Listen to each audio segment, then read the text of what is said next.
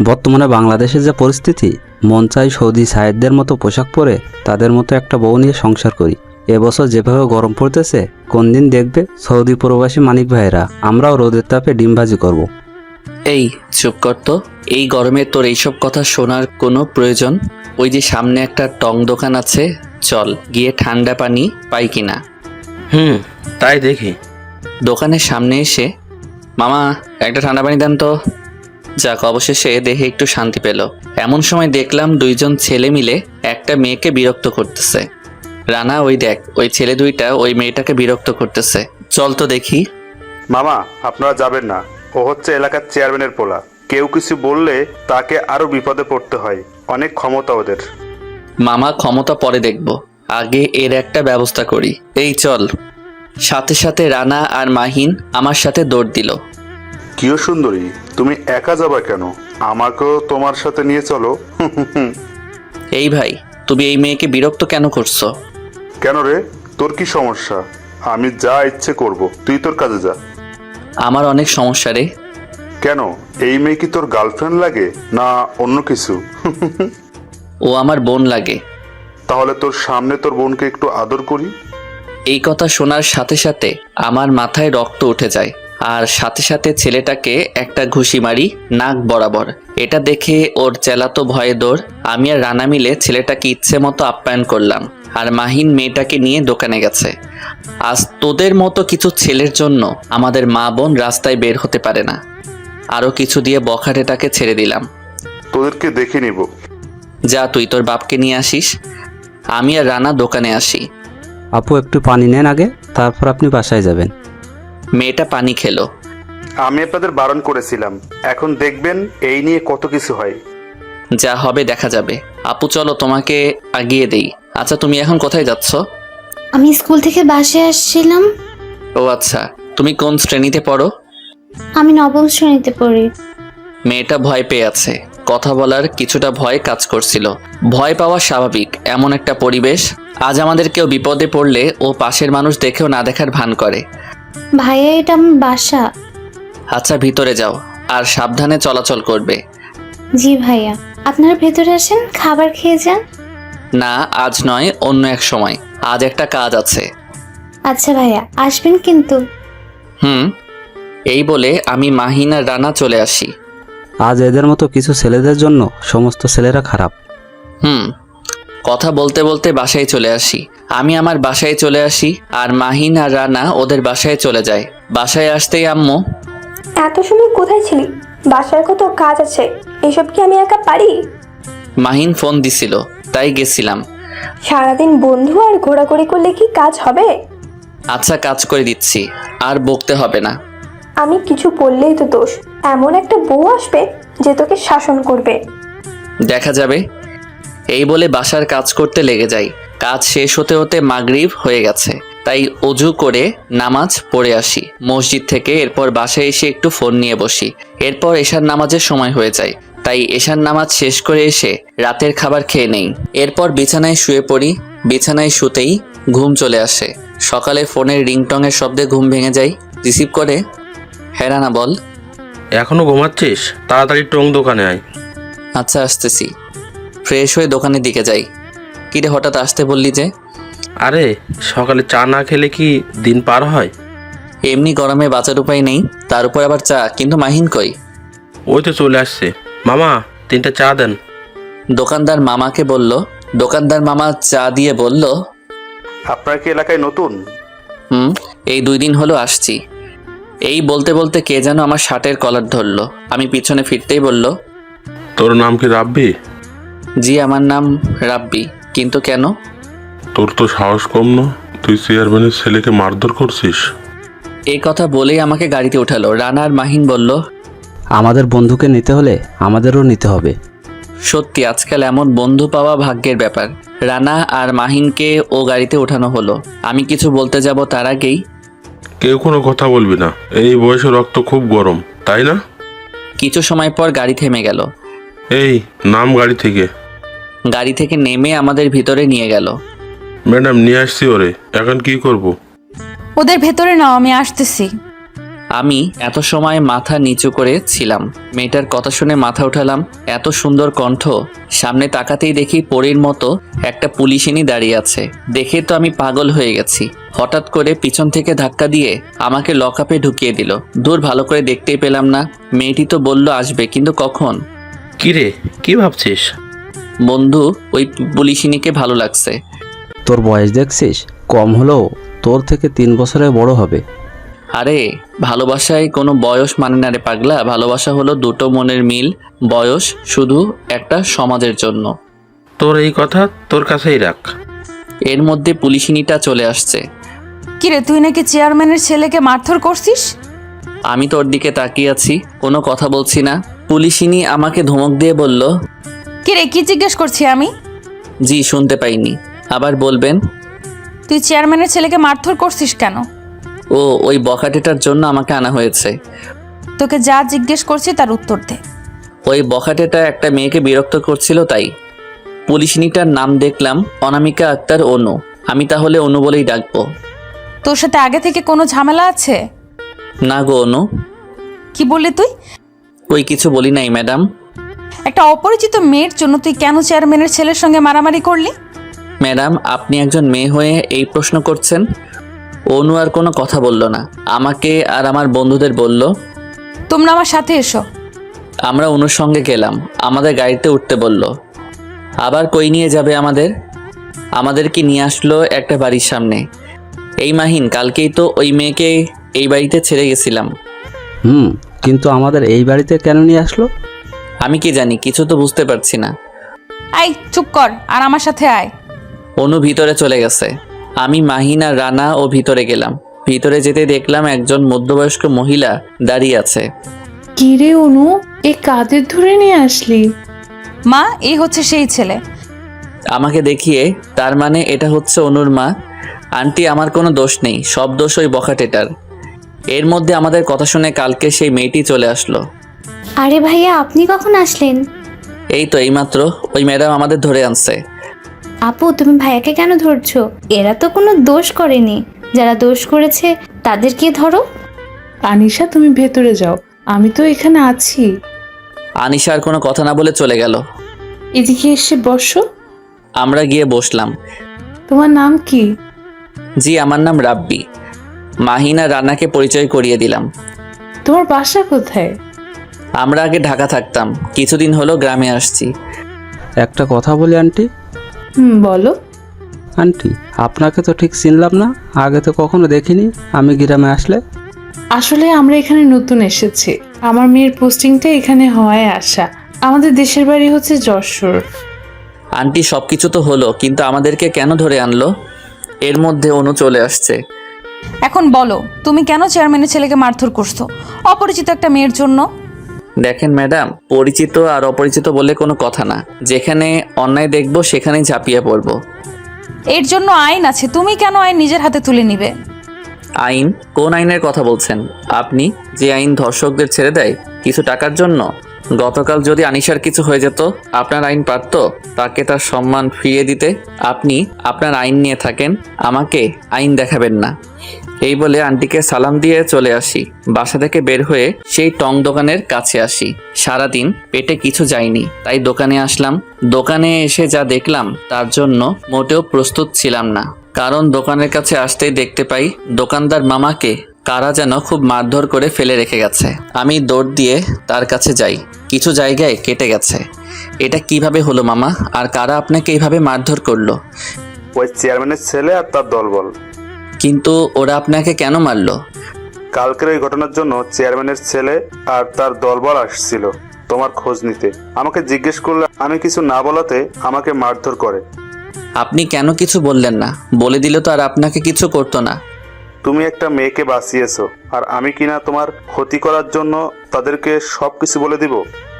মাহিন, রানা, তাড়াতাড়ি করে মামাকে ডাক্তারের কাছে নিয়ে চল। রানা গাড়ি আনতে গেছে। কিছু সময় পর রানা গাড়ি নিয়ে আসলো। এরপর আমি, মাহিন আর রানা মামাকে নিয়ে ডাক্তারের কাছে গেলাম। সেখান থেকে মামাকে তার বাড়ি পৌঁছে দিয়ে আবার চলে আসলাম থানায়।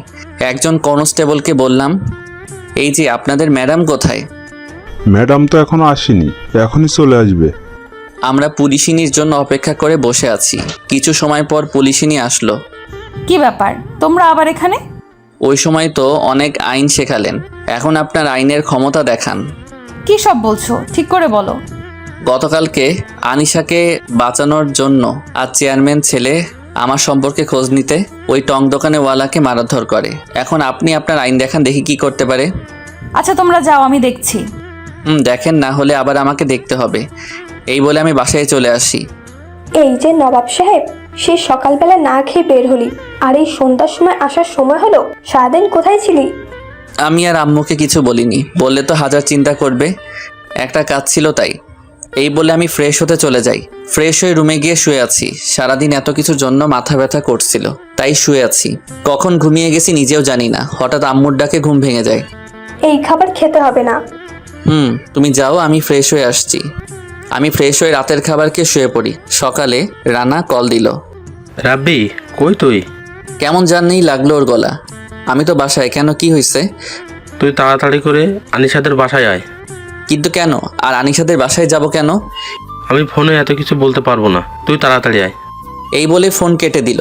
আমি তো তাড়াতাড়ি করে উঠে ফ্রেশ হয়ে বের হই। খুব চিন্তা হচ্ছিল হঠাৎ করে কি জন্য আনিশাদের বাসায় যেতে বলল কেন। আমি তাড়াতাড়ি করে আনিশাদের বাসায় আসি। কিরে, এমন করে আসতে বললি কেন?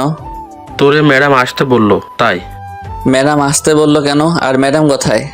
পিছন থেকে বলল। আমি এখানে। ম্যাডাম হঠাৎ করে আসতে বললেন যে? কালকে ওই ব্যাপার নিয়ে আমি চেয়ারম্যানের কাছে গেছিলাম, তার ছেলে এইসব কথা বলতে। কিন্তু কি ম্যাডাম? সে তো এই বিষয় নিয়ে কথা বলতে চায় না। আচ্ছা, তাহলে এখন আমাকেই দেখতে হবে ব্যাপারটা। এদিকে হঠাৎ মাহিনের মায়ের ফোন এলো। আসসালামু আলাইকুম আন্টি। আলাইকুম আসসালাম। রাব্বি, কোথায় আছো তুমি? আন্টি, আমি তো বাসার বাইরে আছি। তুমি একটু আমাদের বাড়ি এসো। কোনো সমস্যা হয়েছে কি আন্টি? না না, তেমন কিছু না, তুমি আসো, এরপর সব বলছি। আচ্ছা আন্টি, আমি আসতেছি। এই বলে ফোন কেটে দিলাম। ম্যাডাম, আমাকে একটু বের হতে হবে, অন্য সময় কথা হবে। আচ্ছা ঠিক আছে, তোমার নাম্বার দিয়ে যাও তো। 017276778। এখন আসি ম্যাডাম। আসো। বাসা থেকে বের হয়ে মাহিনের বাসার উদ্দেশ্যে রওনা হলাম। সাথে রানাও আছে। কি রে, হঠাৎ করে আন্টি যেতে বললো কেন? আমি কি জানি, তুইও যেখানে আমিও সেখানে। এখন চল গিয়ে দেখি কি জন্য যেতে বলল। কিছু সময় পর আমরা চলে আসি মাহিনের বাসায়। কলিং বেল দিতেই মাহিন এসে দরজা খুলে দিল। আন্টি হঠাৎ জরুরি তলব করলো। তোদেরকে আম্মু ডাকছে, তার কাছেই জেনে নে। ব্যাপারটা কি হলো মাহিন? এমনভাবে কথা বলছে কেন? আমি আর কোনো কথা না বলে ভিতরে যাই। ভিতরে গিয়ে দেখি আন্টি বসে আছে।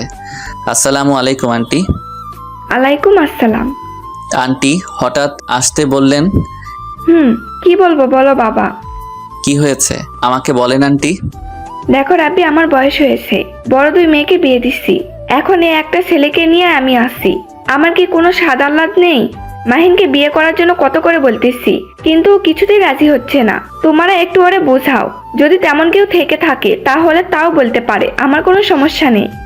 আচ্ছা, আমি দেখছি আন্টি। তোমরা একটু বোঝাও। আমি উঠে গিয়ে মাহিনের রুমে যাই। এই মাহিন, তোর সাথে আমার কথা আছে। আমি জানি তুই কি বলবি, কিন্তু আমি এখন বিয়ে করতে চাচ্ছি না। কিন্তু কেন? কি জন্য বিয়ে করতে চাচ্ছিস না? আমি এখনো কোনো চাকরি করতে পারি নাই, বিয়ে করে বউকে কি দিব বল? বুঝতে পারছি আমি, কিন্তু আন্টির কথা একটু চিন্তা কর। আন্টির জন্য হলেও রাজি হয়ে যা প্লিজ বন্ধু। আচ্ছা, তোদের যা মনে হয়, আমি রাজি আছি। তাহলে এই কথা আন্টিকে গিয়ে বলে আসি। আন্টির কাছে এসে আন্টি মাহিন বিয়ের জন্য রাজি। এখন মেয়ে দেখা শুরু করেন। তোমাকে কিভাবে যে ধন্যবাদ দেব। এ কি বলছেন আন্টি? আপনি আমার মায়ের মতো, আর মা কি কখনো ছেলেকে ধন্যবাদ দেয়? ছেলের জন্য দোয়া করতে হয়। দোয়া করি তোমারও যেন খুব তাড়াতাড়ি বিয়ে হয় আর সুন্দর একটা বউ ঘরে আসে। লজ্জায় আর কিছু বললাম না। এখন আসি আন্টি। খাবার খেয়ে যাও। আজ না আন্টি, মাহিনের বিয়ের দিন জমিয়ে খাবো। রানাকে নিয়ে চলে আসি। যাওয়ার সময় দোকানদার মামাকে দেখে গেলাম, এখন আগের থেকে সুস্থ। রানা চলে গেল রানার বাসায়। আমি বাসায় এসে ফ্রেশ হয়ে দুপুরের খাবার খেয়ে বসে আছি। এমন সময় একটা অচেনা নাম্বার থেকে কল এলো। কল রিসিভ করে, আসসালামু আলাইকুম, কে বলছিলেন? আমি অনু বলছিলাম। আমি তো নিজেকে বিশ্বাস করতে পারছি না যে অনু আমাকে ফোন দিছে। কি হলো, কথা বলছো না কেন? শুনছি, বলেন। ফ্রি আছো এখন? জি বলেন। তুমি কি আসতে পারবে? কোথায় আসতে হবে? আমাদের বাসায় আসো। আচ্ছা ঠিক আছে, আসতেছি। এরপর রুমে গিয়ে রেডি হয়ে বের হতে যাবো এমন সময় কি রে, আবার কোথায় যাচ্ছিস? সারাদিন শুধু ঘুরে বেড়ালে হবে? আম্মু তোমার বৌমা কল দিছে, না গেলে হয়? বৌমা মানে? তুই বিয়ে করছিস আর আমাকে জানালি না? আরে আমি এখনো বিয়ে করিনি, একজন পছন্দ হয়েছে কিন্তু এখনো বলতে পারি নাই। এই বলে দৌড়ে চলে আসি, না হলে হাজারো প্রশ্ন করবে। কিছু সময়ের মধ্যে চলে আসি অনুর বাসায়। আমি বাসায় গিয়ে হঠাৎ আসতে বললেন যে, একটা কথা বলার ছিল, কিন্তু কিন্তু কি বলেন, সমস্যা নেই। চেয়ারম্যানের ছেলে ফোন দিছিল আমাকে। সে আমাকে বলছে আমি যদি কিছু বাড়াবাড়ি করি তাহলে সে আমার পরিবারের কিছু একটা করে দিবে। আমি নিজেকে নিয়ে ভয় করি না, কিন্তু আমার পরিবারের কিছু হলে আমি বাঁচতে পারবো না। আচ্ছা বুঝতে পারছি, সমস্যা নেই, ব্যাপারটা আমি দেখছি, কিন্তু আপনি এর মধ্যে আসতে পারবেন না? আচ্ছা ঠিক আছে। আমি অনুর বাসা থেকে বের হয়ে আসি। হ্যালো ইমরান ভাই। হ্যাঁ রাবি বলো। ভাই একটা হেল্প লাগবে। কি হেল্প বলো? আমি ইমরান ভাইকে সব কিছু বলি, এরপর ইমরান ভাই সব কিছু শুনে বলে, আচ্ছা সমস্যা নেই, ওরে আমি দেখে নিচ্ছি। এবার ইমরান ভাইয়ের পরিচয় দেই। ইমরান ভাই হচ্ছেন একজন মাফিয়া। তার সাথে পরিচয় হয় আমার হাসপাতালে। ইমরান ভাই গুলি লেগে একটা ঝোপের পাশে পড়েছিল। আমি দেখতে পেয়ে হাসপাতালে ভর্তি করি।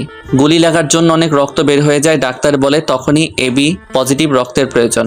আমি অনেক খোঁজার পর এক ভাই রক্ত দিতে রাজি হয়। তখন থেকে তার সাথে আমার পরিচয়। এবার গল্পে আসি। ইমরান ভাইয়ের সাথে কথা বলতে বলতে আমি চলে আসি বাসার কাছে। এদিকে সন্ধ্যাও হয়ে গেছে। বাসায় গিয়ে ফ্রেশ হয়ে উজু করে নামাজ পড়ে নিলাম। কিছু সময় ফোন ঘাটাঘাটি করে রাতের খাবার খেয়ে ঘুমিয়ে পড়ি। মাঝরাতে একটা ফোন আসে। এত রাতে আবার কে ফোন দিল? ফোন হাতে নিয়ে দেখে অনু ফোন দিছে। রিসিভ করে, হ্যালো। রাব্বি, সরি এত রাতে বিরক্ত করার জন্য। না সমস্যা নেই, বলেন। যদি সমস্যা হয় তাহলে ফোন রাখি। না না বলেন, আমার কোনো সমস্যা নেই। আসলে আমার না ঘুম আসছে না, তাই ভাবলাম তোমাকে ফোন করে কথা বলি। আমিও তো এটাই চাই, কিন্তু ভয় লাগে যদি আবার লকআপে ঢুকিয়ে দাও। মনে মনে বললাম। কি হলো, চুপ কেন? না কিছু না, কি করেন এখন? একটা ফাজিল ছেলের সঙ্গে কথা বলি। ফাজিল কাকে বললেন? যে ফাজিল তাকেই বলছি। এইভাবে কথা বলতে বলতে অনেক সময় পার হয়ে গেছে। তারপর ফোন রেখে আবার ঘুমিয়ে পড়ি। সকালে ঘুম থেকে উঠে ফ্রেশ হয়ে নাস্তা করছি। মাহিন ফোন করে বলে যে আজ নাকি মেয়ে দেখতে যেতে হবে। আমি কেন যাব? তোর কথাতে আমি রাজি হয়েছি, এখন তোর যেতে হবে, রানাও আসছে। আচ্ছা ওয়েট কর, আমি আসতেছি। কিছু সময় পর সবকিছু গুছিয়ে রওনা দিলাম। এত সময় লাগে? আরে সবকিছু গুছিয়ে তো আসবো, এখন চলো। এরপর আমি, রানা, মাহিন আর মাহিনের আব্বু আমরা বেরিয়ে পড়ি। কিছু সময়ের মধ্যে আমরা চলে আসি মেয়ের বাড়ি। মুরব্বীরা কথা শেষ করে এরপর মেয়ে নিয়ে আসা হয়। মেয়ে দেখতে খুব সুন্দর। 25-26 বিয়ের তারিখ। আমরা চলে আসি বাসায়। বিকেলে বাসায় আসার সময় অনুর সঙ্গে দেখা। আমি একাই ছিলাম। এই ফাজিল, কই গেছিলা? গার্লফ্রেন্ডের সাথে দেখা করতে? নাউজুবিল্লাহ আস্তাগফিরুল্লাহ, আমি কোনো রিলেশন করি না। আর গার্লফ্রেন্ড? ভালো, ফাজিল ছেলেরা রিলেশন করে না। আর তোমাকেও যেন না দেখি। কেন, করলে কি হবে? তোমাকে খুন করব। তাহলে তো আপনাকে জেলে নিয়ে যাবে। প্রয়োজনে যাব। তাই নাকি? এই বলে অনুর গালে একটা কিস করে দৌড় দেই। এই লুচু বেটা, তোকে তো আমি। কি করবেন বিয়া? আসেন, আমি রাজি। এই বলে আর ওখানে দাঁড়িয়ে থাকার কোনো ইচ্ছে নেই, না হলে কি যে হবে। বাসায় এসে আম্মুর সাথে কিছু কথা বলে রুমে আসি। রাতে আবার অনু ফোন করে। আমি তো ভয় শেষ, কি করি এখন? আরে ভয় কিসের, পিয়ার কিয়া তো ডান না কিয়া। হ্যালো। ওই লুচু ফাজিল, তুই আমাকে কিস করলি কেন? আমার ইচ্ছে হচ্ছিল তাই। তোকে একবার সামনে পাই। সামনে আসলে কাজে নিয়ে আসবো। অনু আর কোনো কথা বলে না।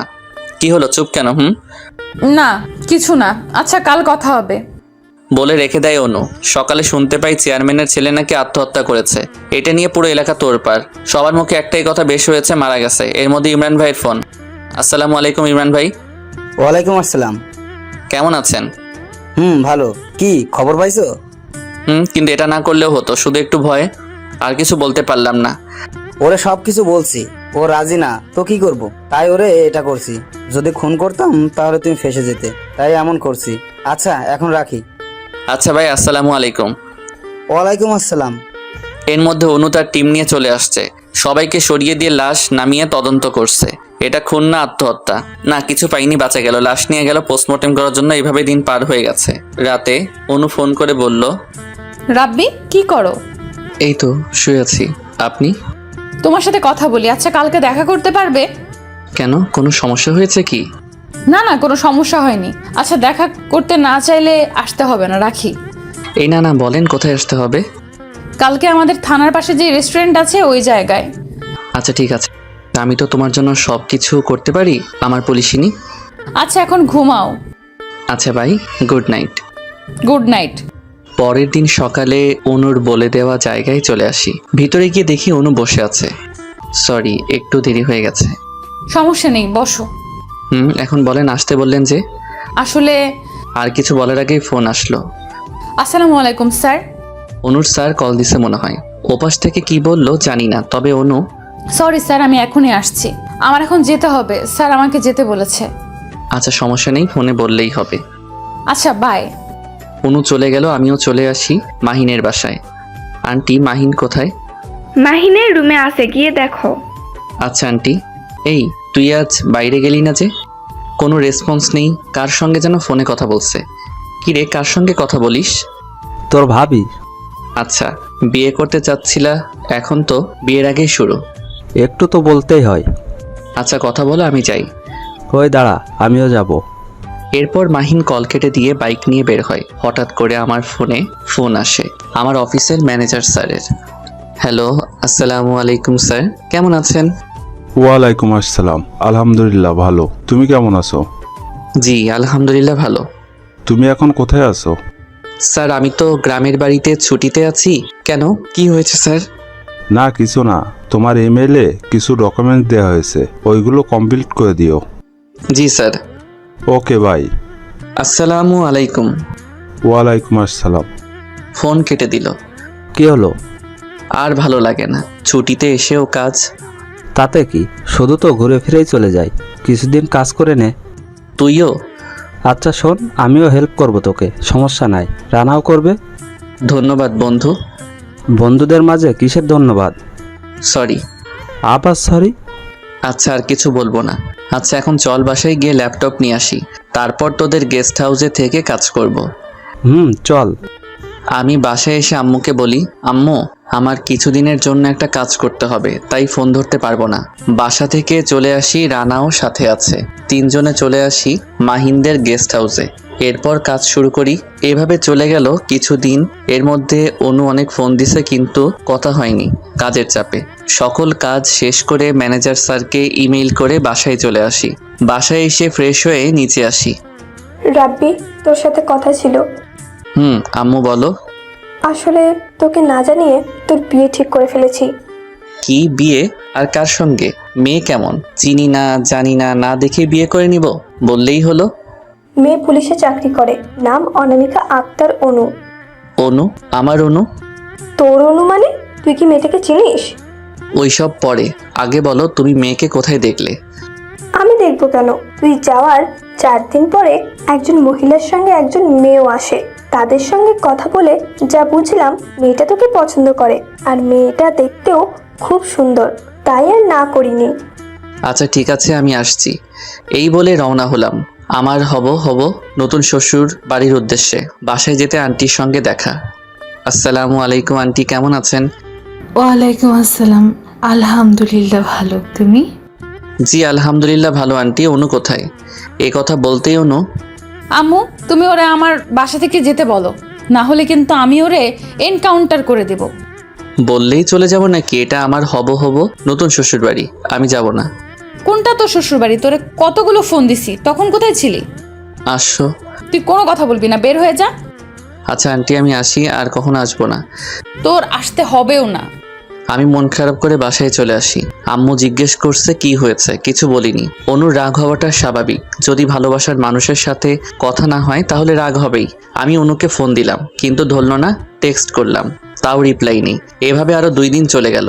আজ মাহিনের বিয়ে বাড়ি যেতে হবে, তাই রেডি হয়ে চলে গেলাম। বরের গাড়ি বের হলো 12টার সময়। বিয়ে বাড়ি গিয়ে বিয়ানদের সঙ্গে ফাইজলামো করে ঘোরাঘুরি করে বউ নিয়ে বাসায় আসি। নতুন বউয়ের সাথে তার বোনও আসছে। মাহিনকে নিয়ে বাসায় এসে সবকিছু ঠিক করে মাহিনকে বাসর ঘরে দিয়ে চলে আসি। পরের দিন সকালে মাহিনের আম্মু মানে আন্টি ফোন দেয়। আমি তখন ছাদের উপর পায়চারি করছি। হ্যালো আন্টি, কেমন আছেন? হ্যাঁ বাবা, ভালো আছি। কোথায় আছো এখন? আন্টি আমি তো বাসায়। কেন, কোনো প্রয়োজন? হ্যাঁ, তা একটু ছিল। আচ্ছা আন্টি আমি আসছি। আমি নিচে এসে রেডি হয়ে বের হতে যাব, এমন সময় আম্মু, কি রে নবাব সাহেব, কোথায় যাওয়া হচ্ছে? মাতা, আমি একটু আমার সখারের মাতা স্মরণ করেছেন, তাহার সঙ্গে দেখা করিতে যাইতেছিলাম। এটা নাটক মঞ্চ যে এইভাবে কথা বলছিস? তাহলে আর কি করব, তুমি তো আমাকে নবাব বলে উপাধি দিলে। তবে রে, আমি কি আর আম্মুর এই কথা শুনে দাঁড়াতে পারি? এক দৌড়ে বাসার বাইরে। কিছু সময় পর চলে আসি মাহিনের বাসায়। দরজা খোলা ছিল, তাই ভিতরে গিয়ে আন্টিকে খুঁজতে থাকি। এমন সময় একটা মেয়ে আসলো। এই খুকি, আন্টি কোথায়? কি বললেন আমাকে? আমি খুকি? কোন দিক দিয়ে মনে হয় আমাকে খুকি? আমি ক্লাস 7-এ পড়ি। কি ডেঞ্জারাস মেয়ে রে বাবা। আচ্ছা সরি, এবার বলো আন্টি কোথায়?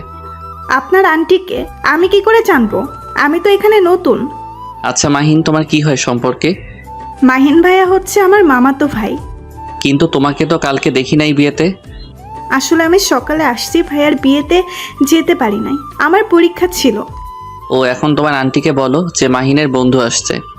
আচ্ছা আপনি বসেন, আমি বলছি। আন্টি, আন্টি একটা খচ্চর ব্যাটা আসছে, আপনাকে খোঁজে।